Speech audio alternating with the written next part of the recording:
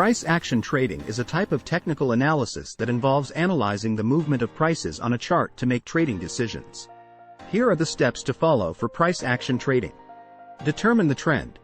The first step in price action trading is to determine the trend of the asset you want to trade.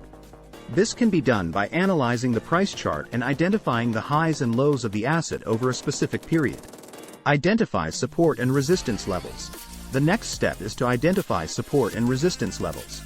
Support levels are price levels where the asset has previously found buying support, while resistance levels are price levels where the asset has previously found selling pressure.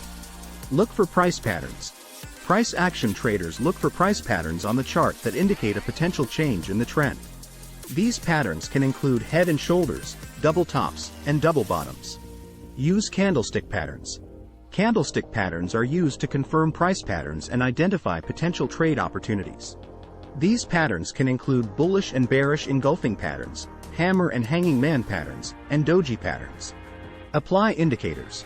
Price action traders can also use indicators such as moving averages and the relative strength index, RSI, to confirm trading signals. Set stop loss and take profit levels. Once a trading signal is confirmed, traders should set stop loss and take profit levels to manage their risk and protect their profits. Monitor the trade. Price action traders should continuously monitor their trades and adjust their stop loss and take profit levels as the price of the asset changes.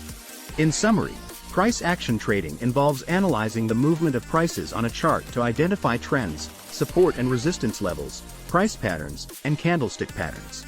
Traders can also use indicators to confirm trading signals and set stop loss and take profit levels to manage risk. It's important to monitor trades continuously and adjust levels as needed.